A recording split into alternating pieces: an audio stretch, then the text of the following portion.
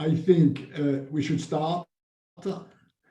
I am Pascal Lamy. I'm the Vice President of Europe Jacques Delors in Brussels and President Emeritus of the Institute Jacques Delors in Paris. Welcome to you all. Many thanks to Paolo, Gentiloni, and to Pascal Canfin for joining us. I understand Pascal is on his way. Many thanks also to Geneviève Pons and to Thomas Pellerin-Carlin, as the work we are going to talk about is the result of a teamwork between Europe Jacques Delors in Brussels, which is led by Geneviève, and the Energy Center of the Institut Jacques Delors in Paris, which is led by Thomas. Welcome to Geneviève and to Thomas. What we are publishing today is a think piece, which is the purpose of what think tanks have to do. And it's about an inspiration for EU policymakers under the form of a post-COVID mega stimulus package. We have not proposed the whole package. This is the task of the Commission. We've just tried to inspire the Commission in putting together a sort of half-size model, une maquette à échelle 1 sur 2, for an amount of 800 billion euro, which is a carefully targeted investment program, 20% of which could be implemented already in 2021. Now, Geneviève will now air a few more details about this proposal, and then she will introduce our two first speakers, Paolo and Pascal Canfin, and give you the order of proceeding. Geneviève, over to you. Thank you very much, Pascal, and very, very glad to be here with you all today. We are a very high number of participants, for the time being 300 participants, and we are talking about something which is I think extremely important in the present moment, how to get out of this crisis while making our economy and society better. So how to have a double win, how to create jobs, and how to accelerate the transformation of our economy towards a greener, fairer, and more resilient one. This is what we are looking for, and we are developing criteria in order to find investment that are able to create a big economic stimulus, create a lot of jobs, and accelerate the transformation of our economy. We need something which can happen quickly, and for that, we need investments which are ready to launch.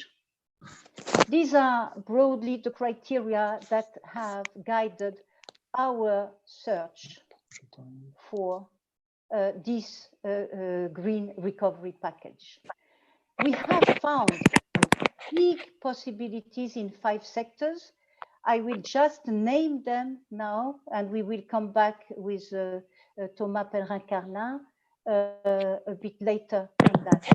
We find these opportunities of double win and ready to launch investment in buildings sector, renovation of them.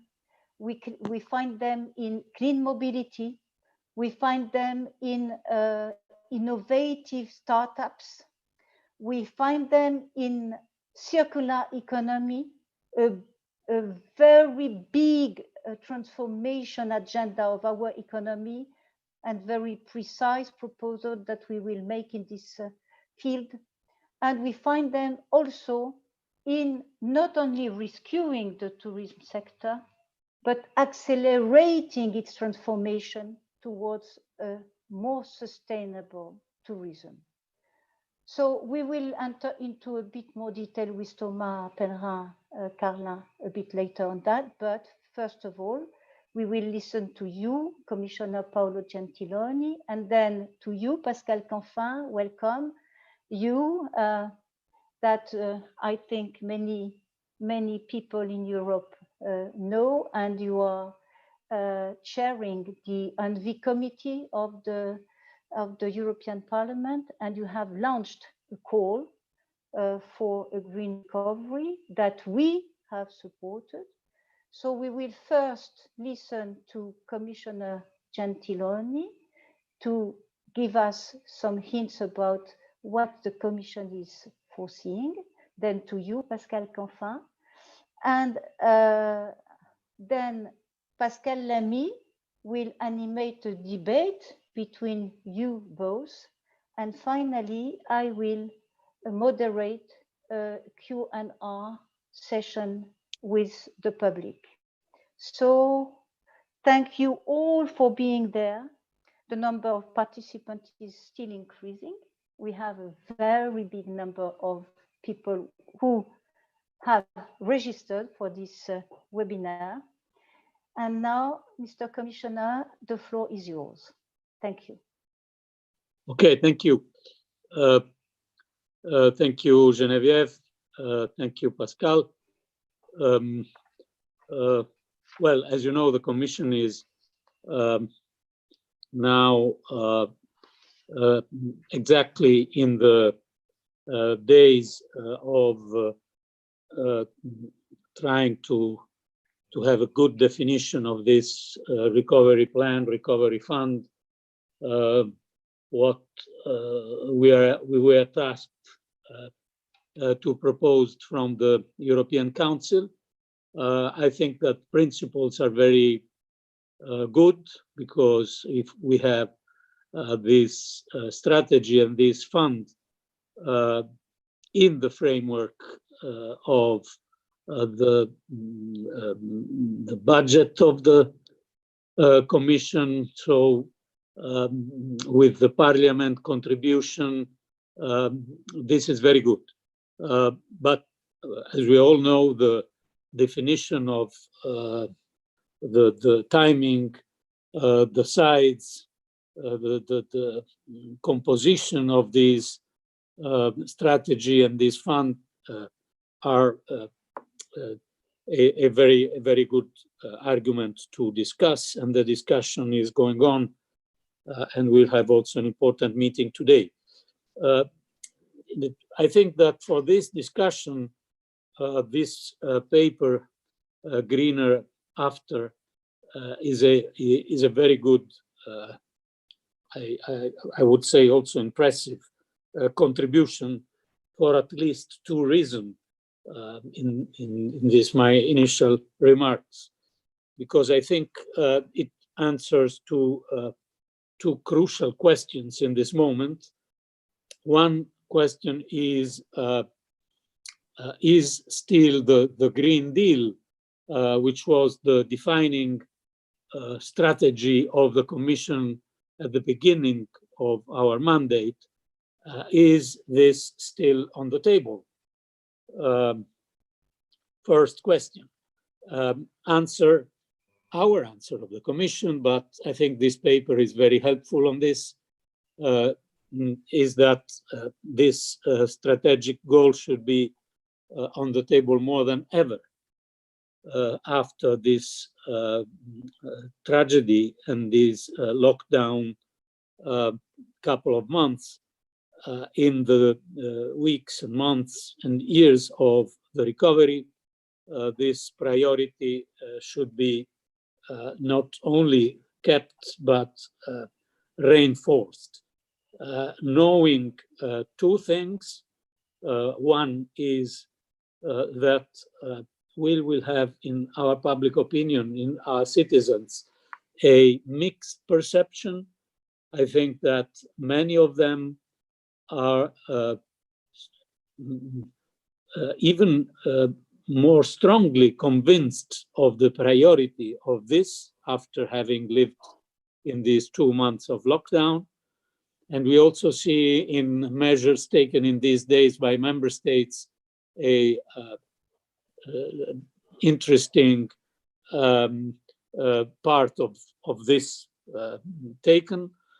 But at the same time, we know that part of the public opinion, especially in the lower middle class, will come with arguments against this, telling, yes, but this is the moment to worry about what we are doing in next month, not in the next decades, etc., etc. So the challenge will be easier from some point of views and more complicated from other point of views. Second things to take note of is that according to our estimates, we will have unfortunately a serious shortfall of private investment in the next couple of years. And I think that whoever has contacts with companies knows that in this period, many companies have liquidity problems, and the atmosphere of a great mobilization of institutions and companies looking for purpose for their investment that was there until a few months ago is now more complicated. So we need stronger public commitment to keep this challenge alive. The second question this paper is answering is more general, and I agree with Pascal that it is a maquette from this point of view. What kind of recovery plan, recovery fund do we need in general? And here we have, I think, some answers concerning the size that is needed, concerning the proactive, the stimulus content that is needed, concerning the urgency, so the timing that is needed. And also, if we look to the different sectors that are in your paper, concerning one of the issue that is more discussed, the possible mix of tools, grants, loans, equity. So I think that here we have also an answer to a more general question, not only the fact that the Green Deal is still there, but also what kind of recovery plan, recovery fund do we need? We have here an interesting and useful contribution. And for this also, thank you. Thank you very much, Commissioner. Now we can go to you, Pascal Canfin. So please, voila, Pascal, Chair of the ENVI Committee of the European Parliament. Can you hear me well? Yes. Okay, good. Good afternoon to all, Paolo, Pascal, Geneviève, and the participants.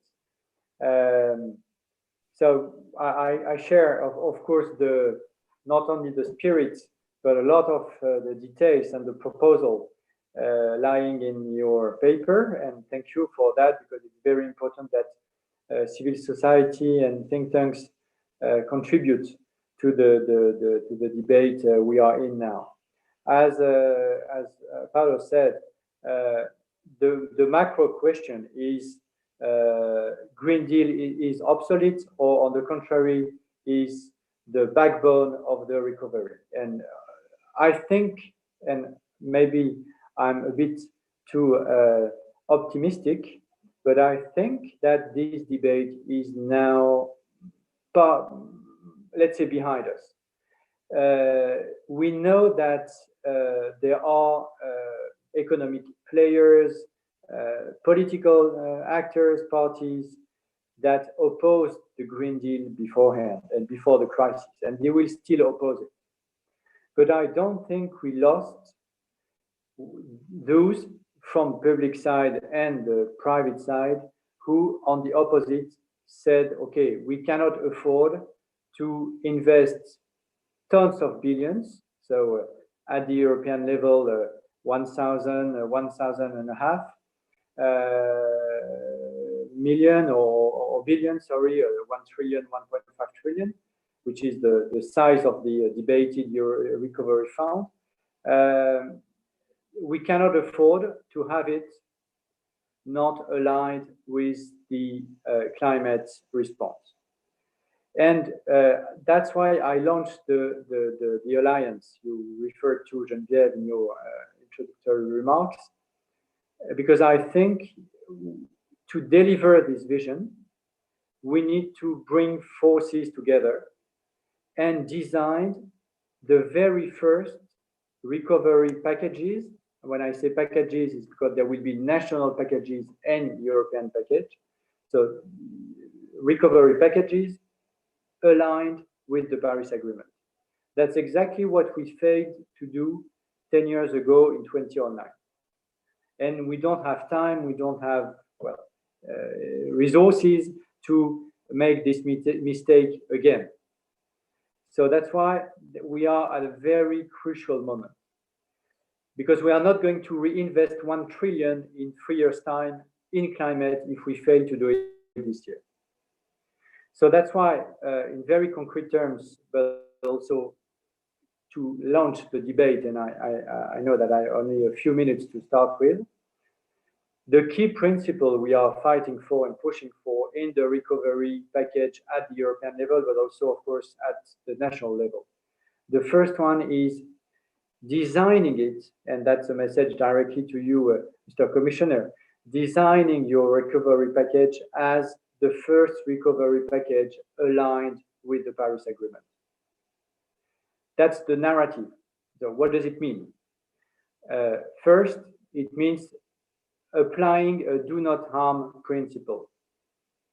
So no financing of things that would put us on a trajectory of emissions that would be even more difficult to solve afterwards.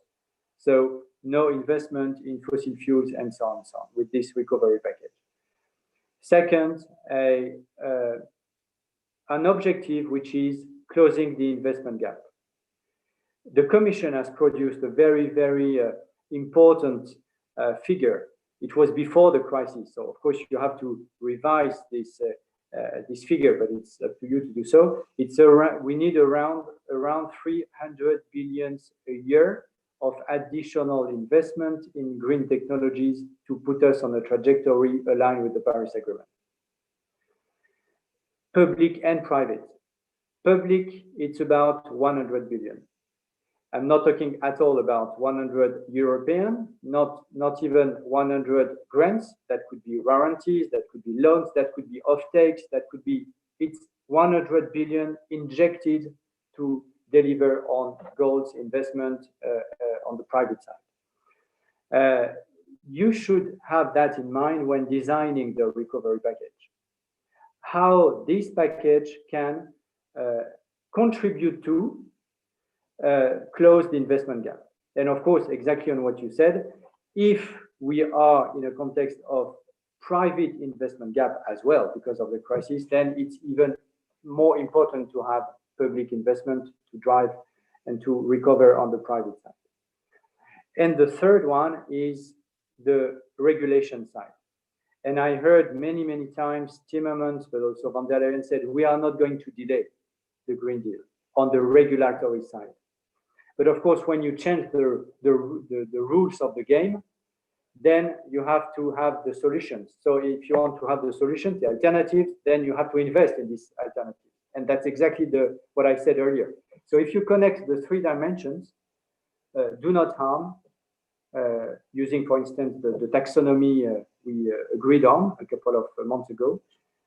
Green investment package aligned with the objective of closing the investment gap and connecting this investment strategy with the regulatory changes that are already here. I mean, CAP, CO2 for cars, and so on. We know exactly what the picture is. Then we will have something consistent. And to conclude, it is exactly what is asked by progressive businesses. I discussed, I don't know, with hundreds of CEOs in the last months. And they told me, all of them, the progressive one, okay? I'm fully aware of that. Not all of them, but in the progressive ones, and I'm not going to quote any companies, not to advertise, but they are expecting this from the Commission. And if you deliver on this, then they will follow. They are not going to object, oh, I can't afford, I don't have time for that. Because they know that, because they have the technology. And the issue now is massively upscale these technologies, whether we talk about mobility or energy or construction and so on and so on. And that's exactly where we are now, adding two pieces all together, the Green Deal piece and the industrial strategy and the industrial sovereignty piece. And when you bring these two together, then you have the backbone for the recovery, creating jobs. Because of course, I'm definitely not opposing climate action and social and jobs recovery, because when you inject 1 trillion in the economy, anyway, you create jobs. The point is what kind of activities, what kind of jobs you create, but not the fact that you don't create jobs. But do you create jobs to build a motorway, or do you create jobs to insulate homes? At the end of the day, it's the same sector, to some extent the same companies, but it's obviously not the same climate impact. So that's the way I wanted to frame the debate. And of course, I could enter into more details about the proposals I'm pushing for as well in the Q&A session.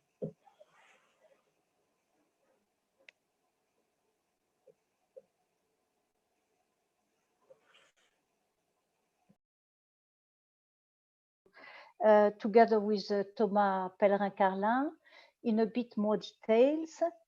As I said in my short introductory remarks, we are looking at a double win, capacity to stimulate rapidly the economy and create jobs, that's first, and second, capacity to accelerate the transformation of our economy towards not only fairer, but also greener and more resilient.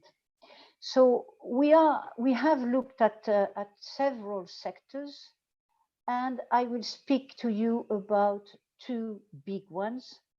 First, in the field of circular economy, and second, in the field of sustainable tourism. And Thomas Pellerin-Carlin will complete with three other ones. So first of all, circular economy. Circular economy is a vast concept. It's a really transformative philosophy. And I will speak to you about waste and wastewater treatment.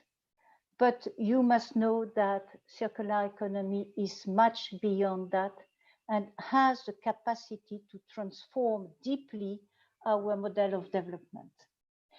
We have looked especially at waste and wastewater treatment because there are big investment gaps if we want to fulfill our obligations as Europeans and to fulfill our objective and to respect our regulations. Then we have to fill big investment gaps, both in the selective collection and treatment of waste and in the treatment of wastewater.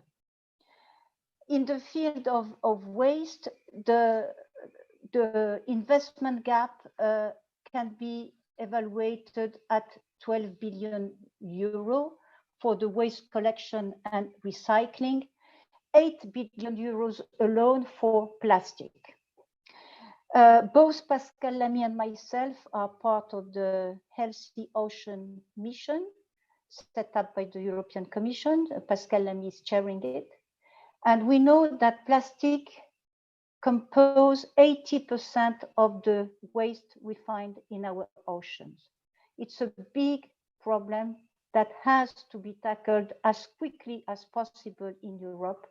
And it's a place where not only an investment gap has to be filled, but as it is the rule for the rest of the waste collection and recycling, it is highly job intensive. So it is really a sector of double win.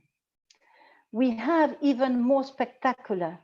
For wastewater treatment, the investment gap in Europe can be evaluated at 250 billion euros until 2030.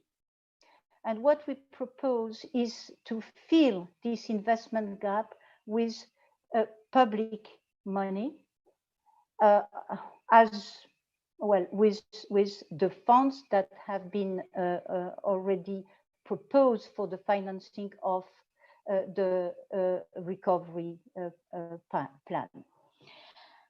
We propose in the field of wastewater to put a special accent on coastal areas, which are the most affected by this poor wastewater treatment, islands, of course, and big cities on rivers. Now I turn to tourism. Tourism is one of the most severely hit sectors by the COVID-19 crisis. Tourism is especially important for certain European countries.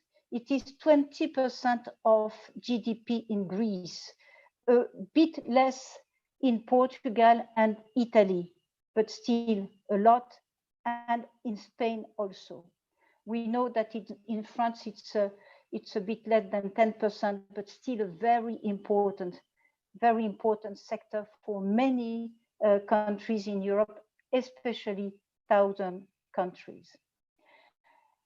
What we consider is that we should actually seize the occasion of this terrible crisis to accelerate tendencies that have been seen during the last years toward a more sustainable tourism, a more local one, a more nature-based one. And we propose to apply the measures that we recommend in the field of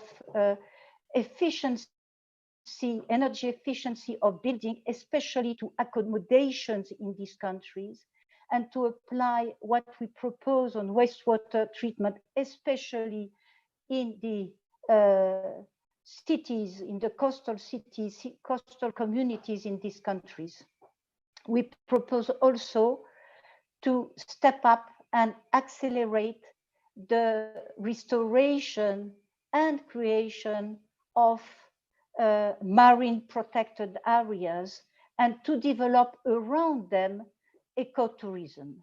We know by examples, spectacular examples, like for instance, the Scandola Reserve in Corsica, but there are many others around Mediterranean, that when you create a marine protected area, it is of benefit not only for marine environment and species, but also for economy around this zone, for fisheries and for tourism, and a very respectful form of tourism.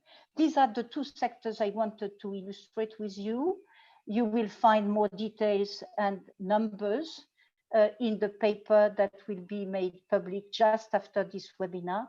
And now I give the floor to my colleague,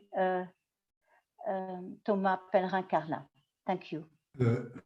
If I may, Geneviève, given that Paolo Gentiloni has to leave us very soon, and I just discussed this with Thomas Pellerin-Carlin, I will ask both Paolo and Pascal Canfin, which I would like to see on the screen to answer a few questions from my side. And then when Paolo has to leave, I will give the floor to Thomas Pellerin, who will give the sort of details about the energy part of the proposal. Thank you, Thomas, for accepting this.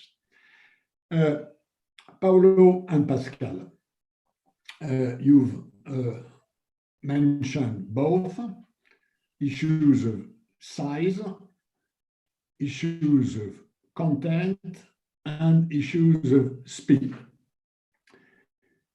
I think on content, you both agree, so I don't think there's a lot of discussion about this, that it has to be both about jobs and the Green Deal, that we have an occasion to couple these two elements, which probably were more difficult to couple in the past and which are now indispensable to couple. So, two questions for both of you. What size in terms of investment programs? I'm not talking about the financial instrument to do that. What is the amount of investment which you believe will allow us to cope with the depression the COVID has proposed? And second, what would be, in your view, the right proportion between what has to be supported at EU level and what has to be supported at member state level? Paolo.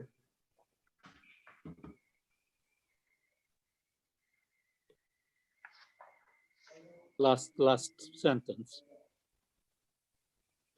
Proportion.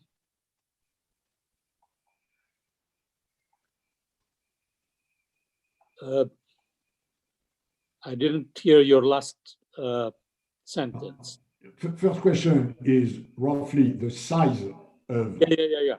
Then the proportion. And second, which proportion between what has to be supported at EU level and what has to be supported at member state level? Well, yes, for sure, the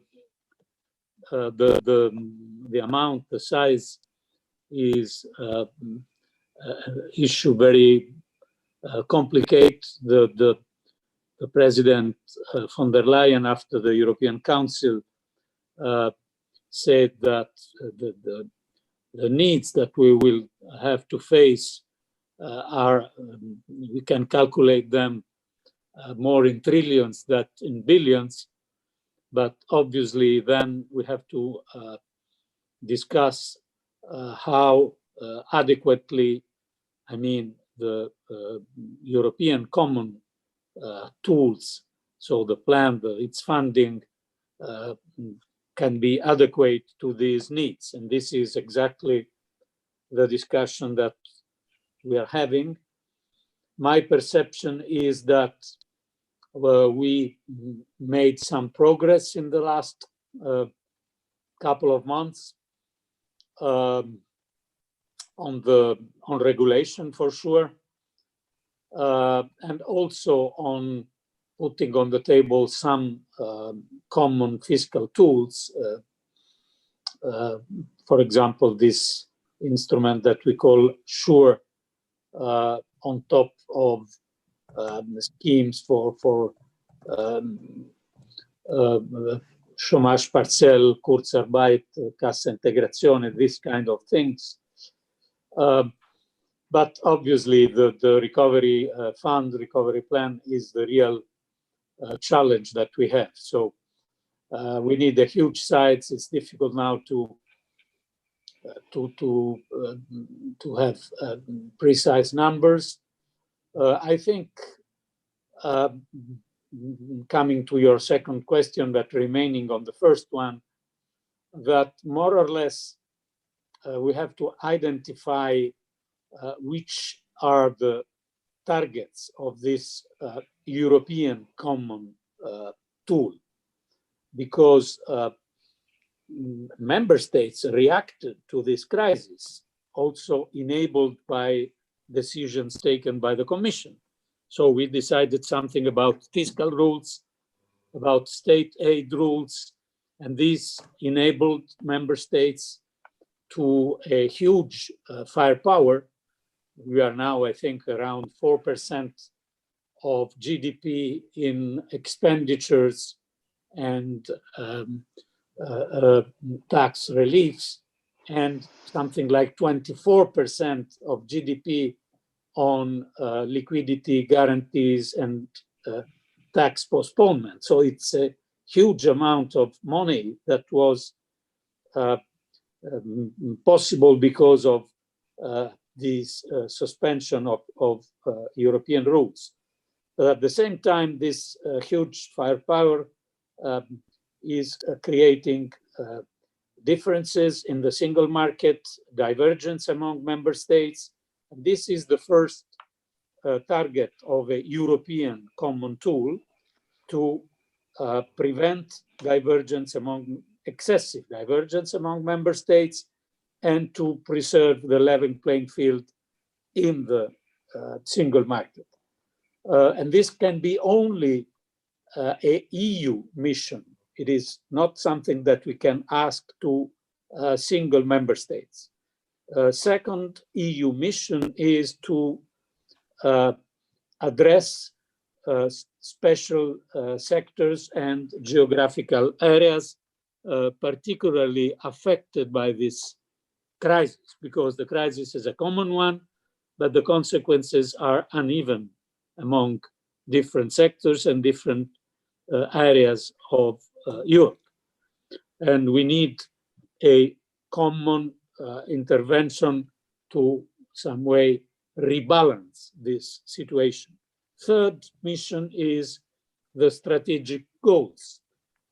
And this brings us back to what we were discussing before. The first one of these is the Green Deal.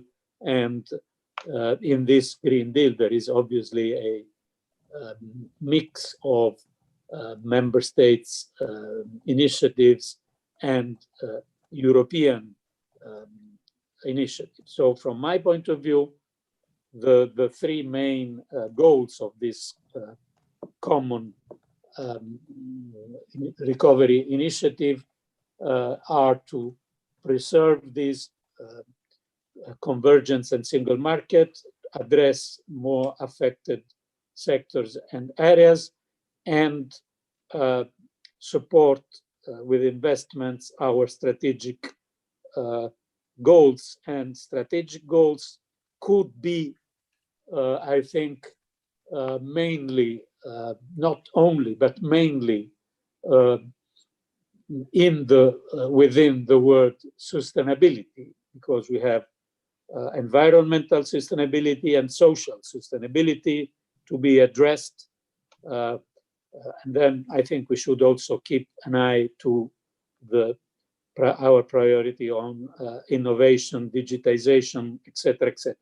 So this, I think, are the three main objectives of this common tool. But obviously, we need a significant size to give this objective something from the European side, something that changes things. It's not only adding small thing to member state expenditures. Pascal. Thanks very much, Paolo. Let me turn to Pascal Canfin. I'm taking my cap of an old monkey in European affairs, remembering the internal market program and at the time, the vision by Delors that this was a big supply shock and that it had to be addressed in a way that would factor in the fact that the weakest, the poorest, the smallest are more hit by a big supply shock than the ones that are in good shape. And that's what Paolo very nicely said, as compared to our proposal, which is about where we should invest money in order to produce short-term job and transformation, there is another element, which is to, if possible, increase convergence, or at least take into account the fact that within the Union, this crisis has hit more some rather than others. So, Pascal, what's your sense about this dimension, and how do you see the regional balance of the plan as it should be? Thank you for this question. So I have the chance to be a bit more free than Paolo. So I will be a bit less politically correct. First, it's obvious that the crisis, if we do not put in place a solidarity mechanism, will dramatically increase the divergence within the EU and within the Eurozone. And if I take only two examples, the first one is due to the distribution of the health and GDP impact within the EU between, let's say, Italy, Spain, and Germany and Netherlands, to take randomly two examples, and related to the capacity of these states to provide state aids to their companies. You know that the Commission is expecting 2 trillion euros of state aid notified to the Commission. And today, I mean, it was true a few weeks ago, I don't know if it's still true, but a few weeks ago, half of, sorry,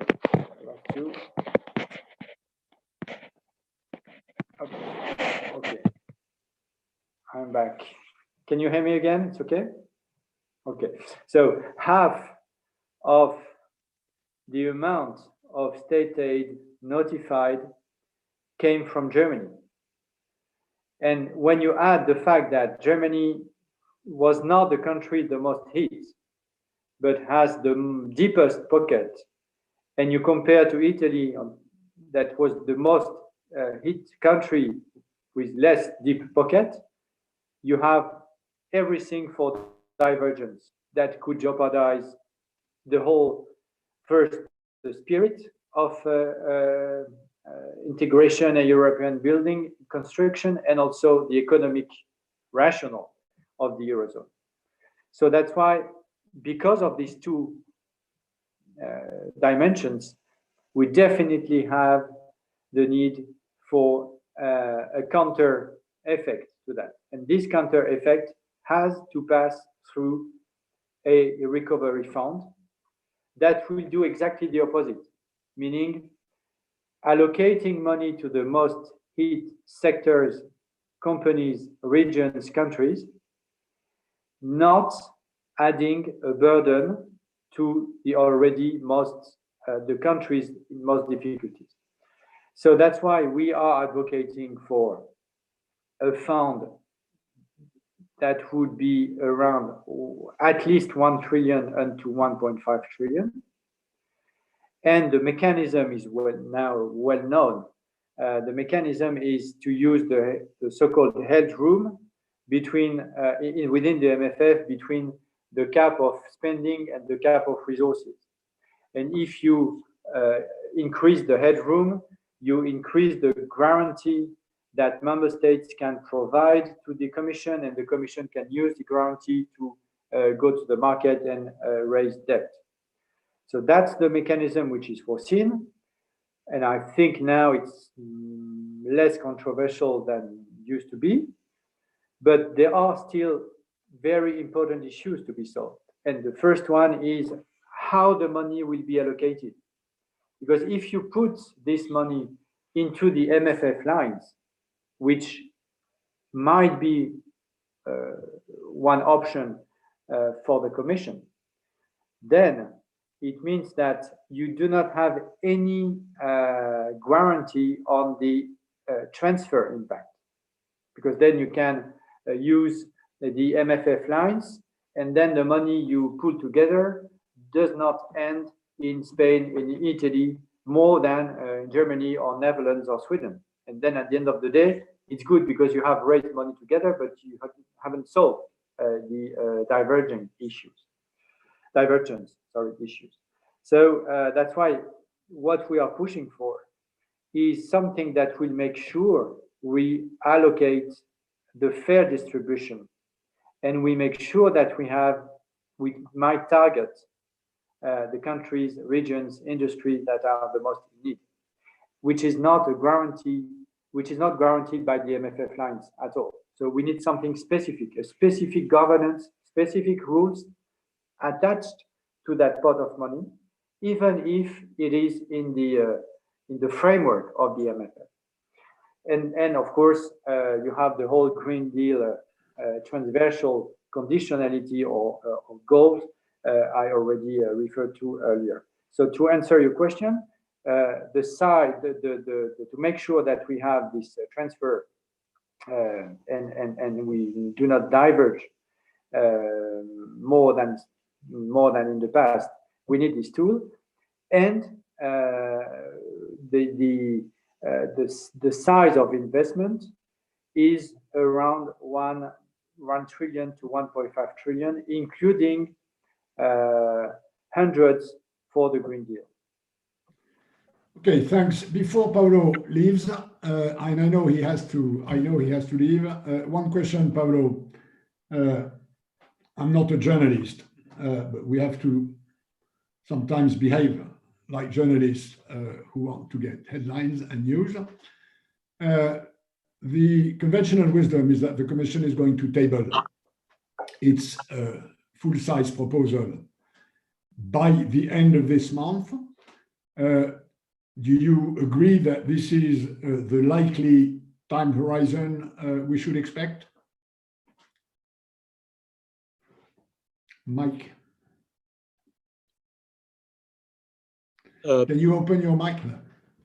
I think it is open. Yes. Yeah, it's open now. Yeah,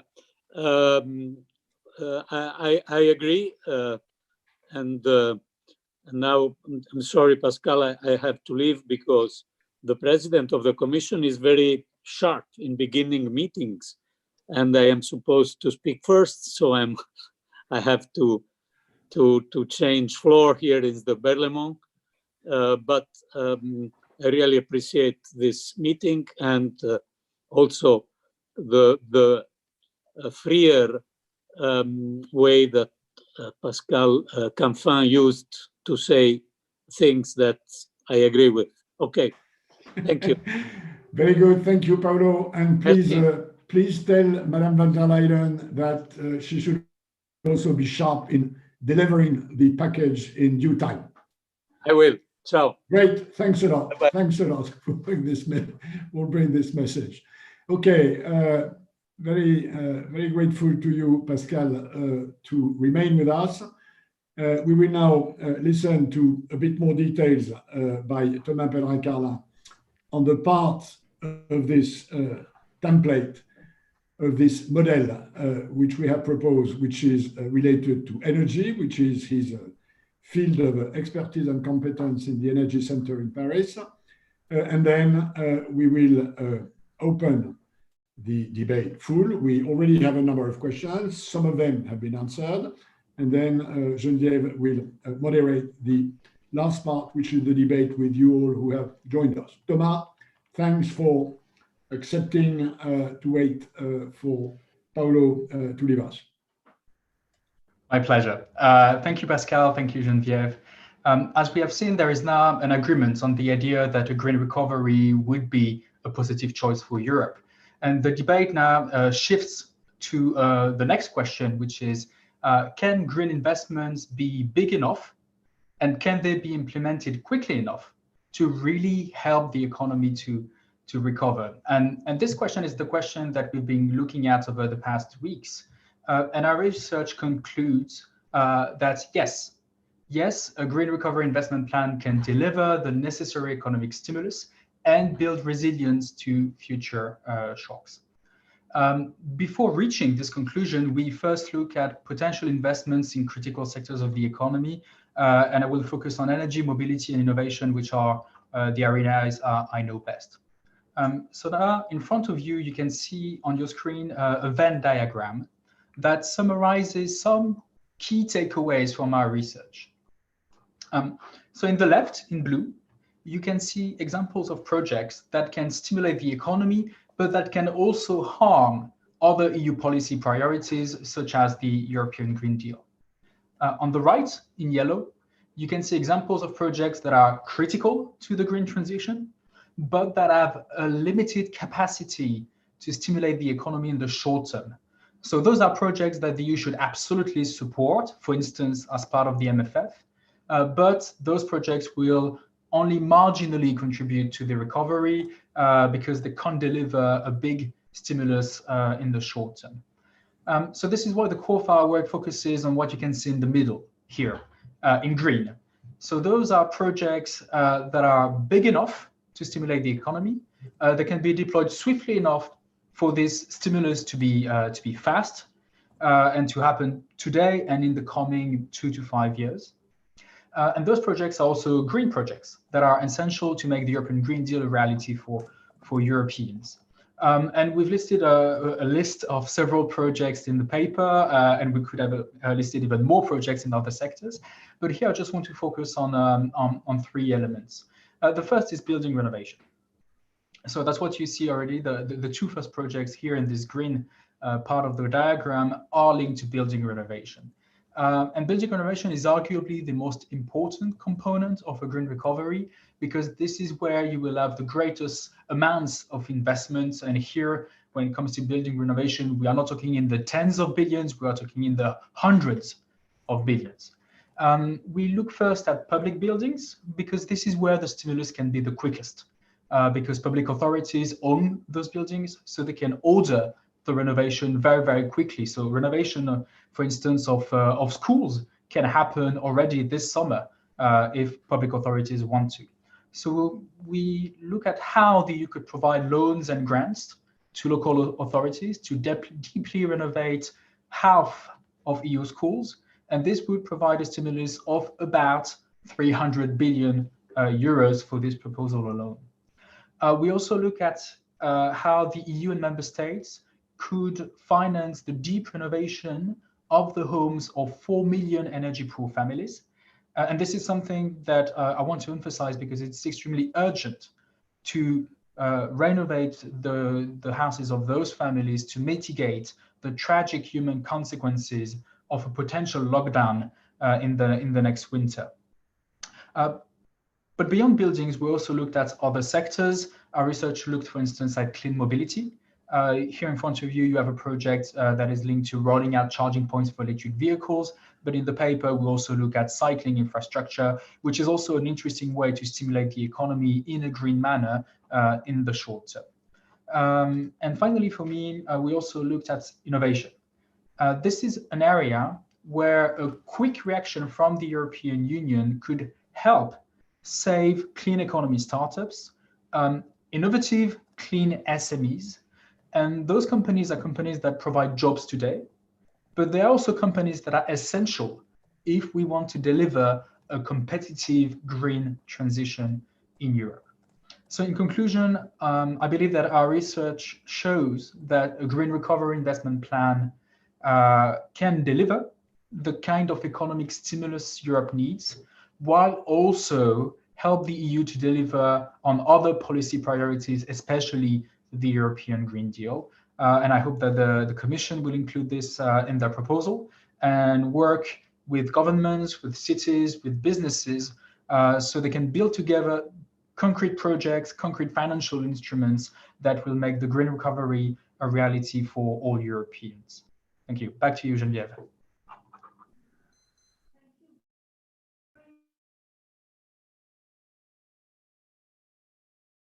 Which explains very well what we have tried to do, and maybe gives an answer to some of the questions that have come from the participants. some of them speaking about circular economy and saying that, which I share totally, circular economy is not just about waste, not at all. But in this field, we are at the center of our target, both answering to greening needs and being able to invest quickly in something that will create activity and jobs. But we have many questions. I will mention already 3 of them. The first one, Thomas, will be for you.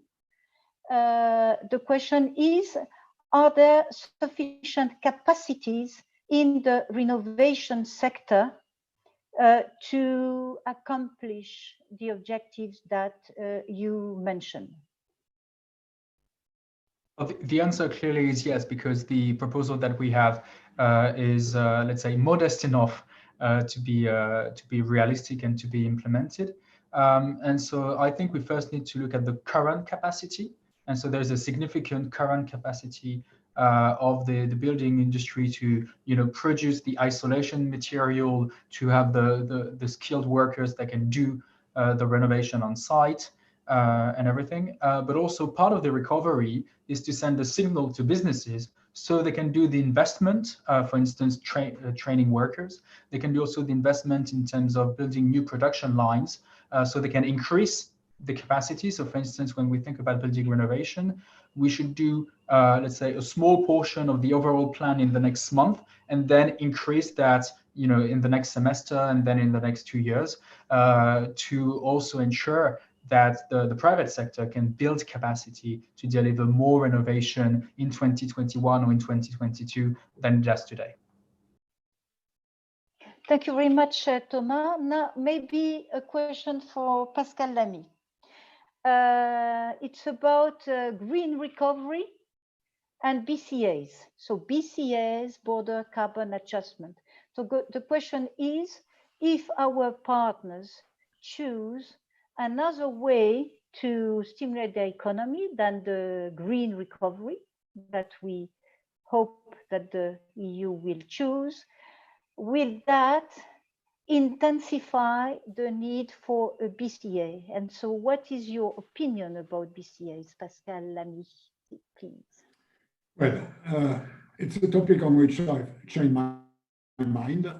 20 years ago, I thought border carbon adjustment was something extremely complex, and that there were other ways to equalize international competition in terms of carbon content of imports and exports, which is the real issue. Is if you are serious about increasing the carbon price in your domestic market, and somebody doesn't do the same thing elsewhere and exports what you import with a lower carbon price, you have a problem of carbon leakage.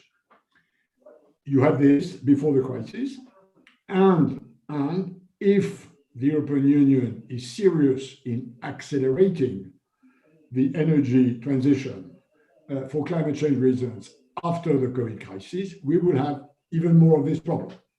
So the solution is on a border carbon adjustment system. And by the way, the Jacques Delors will table a full BCA template on June 3rd. We ought to have done that in March when COVID struck. We've given priority to this stimulus plan because of the size and the catastrophe of this COVID crisis, but we will come back to that and brace for a full-size discussion of a BCA template with details and how it should be done and how it should work on June the 3rd. Thank you very much, Pascal Lamy. And now maybe turning to Pascal Canfin, a question which is actually, I think, about conditionality. One of the participants is expressing the fear or maybe the belief that 10% of the recovery fund could be devoted to facilitating the buying of any car, including SUV. I hope it is absolutely wrong. But the question is, how can such a measure contribute to the transformation of our economy? So, Pascal Canfin, please, on this question of the content of the recovery fund and, I guess, conditionality. Well, I think there are two issues here. The first one is about the state aid, and the second one is about the recovery package.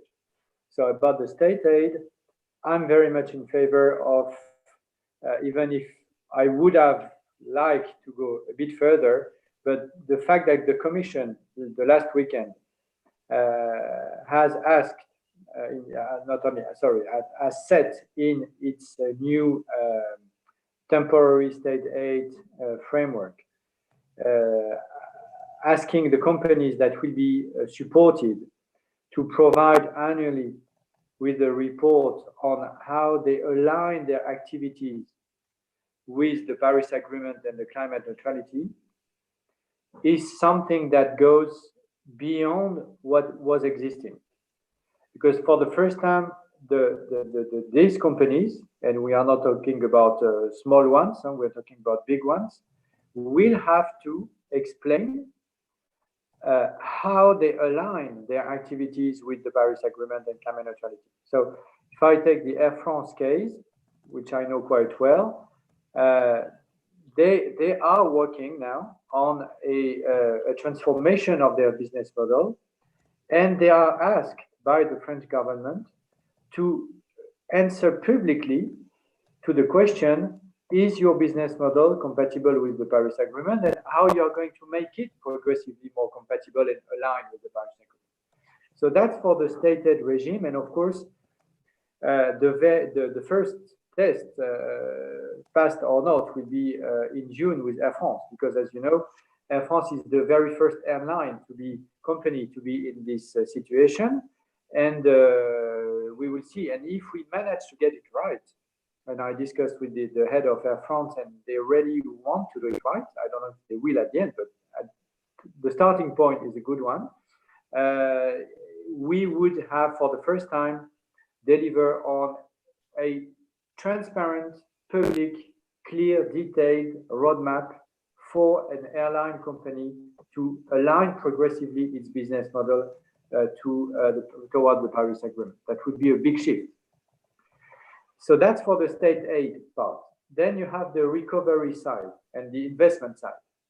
And then I was looking again to your paper and the final chart with the figures and so on. And I can tell you that it's very, very useful. And that's exactly what we are doing in the Alliance for the Green Recovery. Not only pushing for vision, but also designing things very concrete that might deliver. And so that's why I'm completely aligned with what you put on your paper. Maybe, of course, I have always questions, and I will get back to you maybe later on. But if I could myself ask a question, because I think, and after having talked to a few CEOs recently on this, I think it's important that you take also into account in the tools in the hands of the Commission, and of course also in the end of the member states, is the off-taking in order to scale up green technology. If I take electric buses or hydrogen buses, for instance, as an example for clean mobility, we know that there is 500,000 of buses in Europe. Imagine a plan where the Commission could allocate part of the recovery package, saying, okay, I'm going to buy, I don't know, X buses. I'm not going to give figures because I have no idea about how the market evolves and the time needed to get there. But X buses, so electric or hydrogen, so clean zero emission buses. And each local authority that would like to change its tender and to have electric or hydrogen buses on its roads could ask the Commission just to pay for that, or to pay for the delta, or to pay for half of it. Could, of course, fine-tune the idea. Over the next, I don't know, 1, 2, 3 years, then you have a guarantee for the makers of these buses, and they might be Chinese, but they also might be Europeans, and of course, it should target the European ones. You have a warranty for thousands, hundreds of thousands of products that would be sold on the market. So I think we should think the recovery package as well from the European side, not only in terms of loans and grants, but also in terms of just you buy the products or you contribute to buy the products in order to upscale things and to dramatically decrease the cost of it. And then, of course, the Commission will not operate buses. I'm not crazy, but the Commission will give, or well, let's say give the money to the local authorities that will operate. So from an industry perspective, it's very impactful because they know that these buses will be sold, so they can invest in it. It de-risk a lot the process. And from a Commission perspective, it's very easy to operate. I mean, it's not about R&D, it's not about pure subsidy, and you don't know what it could, at the end of the day, what it ends up. It's very transparent, how many buses, where, and so on. So very clear cut. And that's the kind of example I think you should, or you could inject in your analysis. And then I'm very happy to work with you on this so that we can, in the coming weeks, co-design proposals together, both with the private sector and the public sector, in order to deliver very operational, ready to take off, I would say, proposals, because of course, time is the essence and we need to go fast in the coming weeks. Thank you very much, Pascal Canfin, for your suggestion, and we will certainly come back to you on that. I will take myself a few questions because there are many on tourism and also on circular economy, and then maybe some questions for Thomas, because there are also some questions that are targeted to him and his favorite sectors. So as far as tourism is concerned, some persons say, yes, I understand that it is key for some member states, but how can we conciliate tourism and the green future? And we are not advocating for support to any kind of tourism, but for local and sustainable tourism, and especially to nature-based tourism.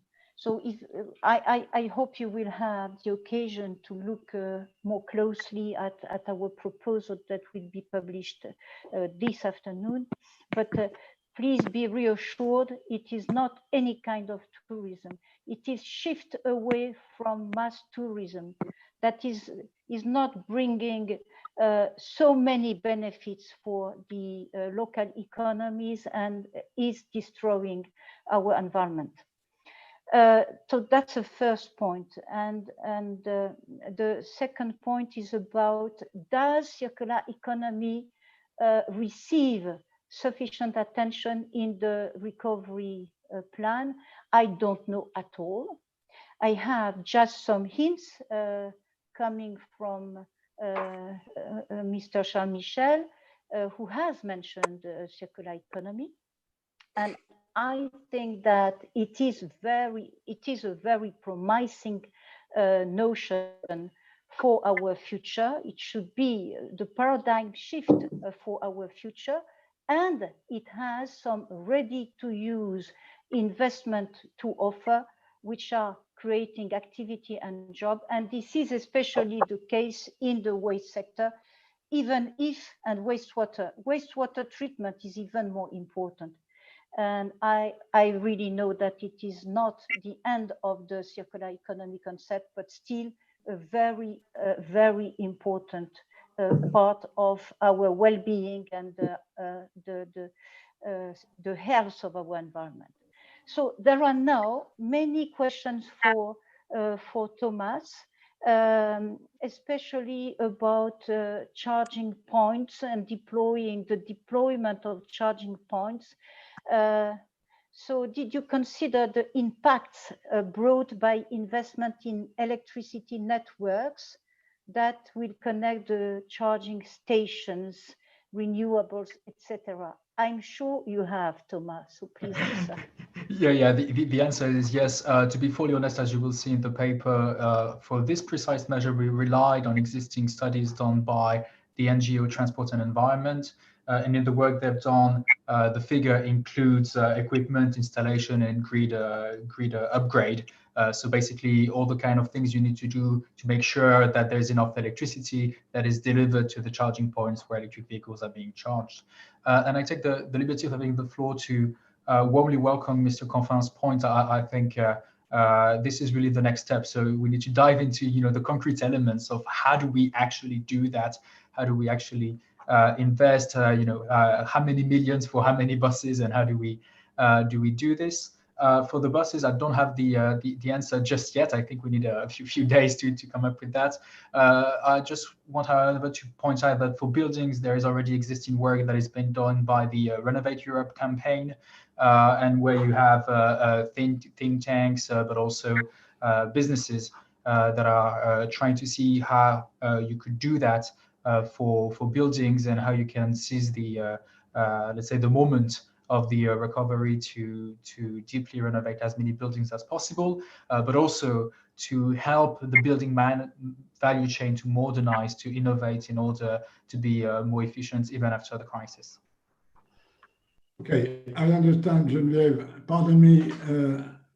I understand Pascal Canfin will have to leave us in a few minutes, and I suggest you ask one of the questions you have on your list to Pascal so that he can answer it, and then we will resume without Pascal Canfin until 4:30.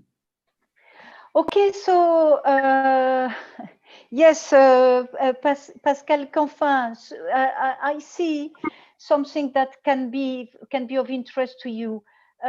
What measures have the most significant effect on mobilizing local supply changes? And a commentary to this question made by the same person: immediate measures should be focused on technologies, materials that are produced in the EU. So what is your position, Pascal? I think, well, maybe as a concluding remark, the big difference between now and 10 years ago, when we had also the recovery to be designed, and we failed to design it in a climate-friendly way, and we lost a decade, and we know that we cannot afford to lose a decade again. I see two big differences. The first one is the awareness of the climate challenge in the European debate, at least, and I can't see any political decision makers saying, I was in favor of the Green Deal before, but now climate change, it's not a priority anymore. On the contrary, more and more voices are saying, okay, we can't afford to make this mistake again, and we are going to make the most of this recovery package, both on job side and on the green side. So the maturity, I would say, the level of awareness in societies and in decision makers cycles is very different from 10 years ago, and it gives me some hope. The second big difference in answering the questions is about the technology's availability. I mean, offshore wind is 10 times cheaper, 10 times cheaper now than 10 years ago. Solar panels, 7 times cheaper. EV vehicles, electric vehicles, more or less the same price than the diesel and fossil-based. It was not true 10 years ago. And I can give you examples about hydrogen and so on and so on and so on. And we know how to scale up renovation cost efficient. So now it's even more economic rational to go greener for the recovery. So I would say when I add the first dimension, which is more political or societal or cultural, and the second one, which is more economic and technology driven, if I put the two together, I see that we can have a pathway to succeed this time. So that's why it's very, very important that we pool our energy together. And thank you very much to the team of the Jacques Delors Institute to help us to do so. And now the next step, as Thomas said, it's of course keep on pushing the vision, because as Paolo Gentiloni said at the beginning, not everybody is convinced. So we need to push the vision. But now we need also to craft the first economic package that would be Paris Agreement aligned. And I will be very, very happy to do so with you, of course, the Institute, but also within the Alliance framework. That's exactly why I initiated this. And the result has to come quite soon, because we know that we are entering into the money time for the decision making.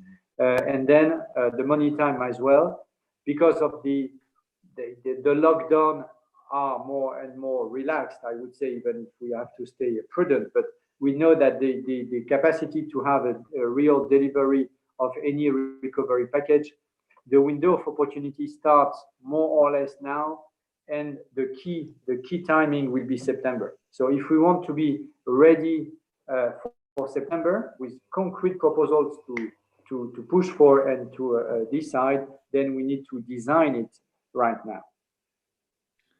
Okay, Geneviève, I will give you the floor back in 1 second. I just want to thank Pascal Canfin for being with us. Tell him that, of course, as always, we will try to work together. And thanks for this offer, which I hope our expertise and resources will be able to match. I understand, Pascal, that there is a EU Parliament resolution cooking, which should be adopted tomorrow. And what I hear, and I just want you to tell me whether I'm right or not, is that it could be supported by the 5 political groups, which would be unprecedented. I'm not talking about your group, but I'm also talking about the group of the Greens. Is that rumor correct? Yes. Wow. Correct. That's a scoop. To my knowledge, I'm not part of the Green group, but to my knowledge, it's a correct rumor. Okay, so we will let them announce it, but it's a bit of a scoop because, to my knowledge, it hasn't happened for a very long time, and it is on a very important topic. So good luck for the debate tomorrow and for this resolution, Pascal. Geneviève, over to you. Goodbye. Thank you very much, Pascal. And see you soon. Actually, I don't have many questions left. So I guess we could end now. Unless maybe Pascal Lamy, Thomas, you want to make a last comment before we say goodbye? No, I mean, I will make just one concluding remark. in 1 minute, because as you said, we've now exhausted our time. I just want Thomas, if that is possible, to underline how you and the teams in Brussels have crafted what should be done in the first year. As we said, among our criteria for selecting sector, then program, then targets, we've taken into account the speed, the feasibility. So how did you gear this? And that will be the last answer before I thank everybody. Thank you, Pascal. That's really a spot-on question. Because if you want to have a speedy recovery, you need to invest as fast as possible. So in the paper, in the table, we gave, which really is only a first estimate, an early estimate of how much money can you invest during the first year. So starting almost from now up to the summer of 2021. And this really depends on sectors. So the rationale here is really to spend as fast as possible, while taking into account the constraints from the supply side. So let me maybe give two, let's say 3 examples, one on building, one on mobility, one on innovation. On building, as it was actually pointed out by a lot of questions from the audience, there is a supply side constraint. In other words, do we have the right people for the job? Do we have enough workers with the right skills that can do all the kind of innovative, deep renovation that we need for climate neutrality? And obviously, I mean, by and large, there will be some limits. So we don't have all the people that we need just yet. We have some of them. And so therefore, as a first estimate, we said that at least 10% of the investment on building renovation, deep building renovation, could occur during at the very beginning, during the first year. The rest will be scaled up later on. Then you have sectors that are different. For instance, we have a proposal on cycling infrastructure. And here we say that at least half of the investment for cycling infrastructure can be spent in the coming month. And why is that? It's because basically for cycling infrastructure, you already have the companies. They're the companies that are doing the road maintenance. So it's really about front-loading all the road maintenance that you need. And while you are doing the road maintenance, also creating a cycling line on the road. So here, at least you could maybe invest 50% of the whole money during the first 12 months, really. And finally, a last example on innovation. Here on innovation, you have a capacity to absorb a lot of investment, public investment going to startups and SMEs, because those startups and SMEs are really struggling a lot now. And so here we estimate that between 50 and 80% of the pot of money could go directly through venture capital funds, for instance, or through public investors to startups and innovative SMEs. Okay, many thanks. Geneviève, anything to add on your side? No, nothing. I must just thank everybody, the speakers, for the very rich interventions. Yourself, Pascal, of course, for your sharing capacities as usual. And we have been more than 330 participants to this webinar, which shows the high interest that the question raises. And I wish the Commission, in the debate they have now, will conclude in the right direction of the one that we advocate of a green recovery package. Thank you. Very good. Thanks a lot. Our time is over, and we have to be sharp, as Paolo said about the President of the Commission. So let's be sharp and in line with our commitments. Thanks to you all. Thanks again to Paolo Gentiloni and Pascal Canfin. Thanks for your hard work, Geneviève, Thomas, and a few others. And I agree with your conclusion, Geneviève. We now have to hope that, and that's our job, and whether it works or not, the future will say that we have inspired enough ambition, boldness, precision to this debate. Thanks again for all of you to be with us. The next Jacques Delors event of this kind will be on one of the questions that was asked today, which is the border carbon adjustment. It will take place on the 3rd of June with different speakers, but that's to come. Bonne fin d'après-midi à tous et merci. Goodbye. Goodbye all.